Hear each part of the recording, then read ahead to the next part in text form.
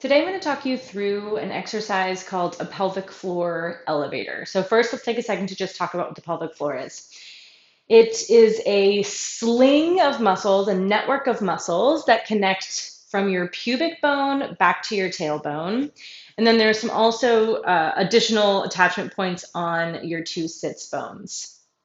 So, it's this network of muscles. There are three different layers. They have complex movements that those muscles can do in coordination with each other.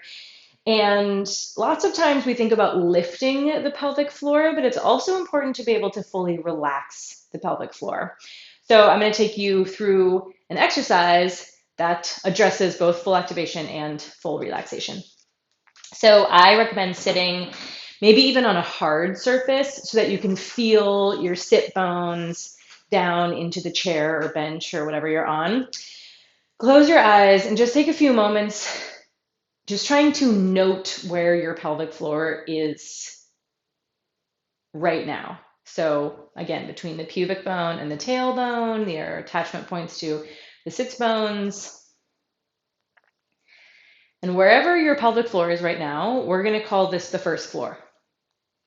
So we're going to take a little elevator ride. The first thing I want you to think about doing is closing your elevator doors or narrowing your pelvic floor. So you can think that your pubic bone and your tailbone pull towards each other. You can think that your two sit bones pull in towards each other. So some people think about closing around a bean. Sometimes that's helpful. I like to think about pulling a tissue out of a tissue box because now that we've closed the doors, you're going to lift up to the second floor, whatever that means for you.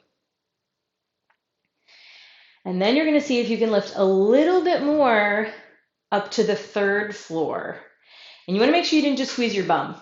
So this is just the pelvic floor. It's sort of narrower than that. Then you're going to control back down to the second floor. Find your way down to the first floor, which is where we started. And then you are going to relax and drop your pelvis down into the basement.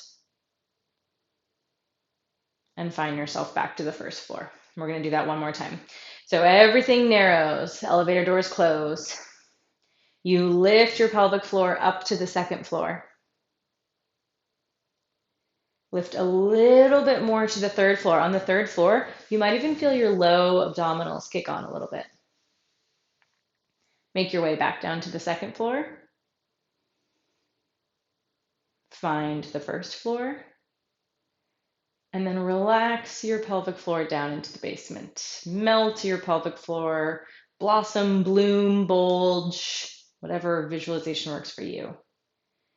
And then return back to the first floor where you started. And that's a pelvic floor elevator.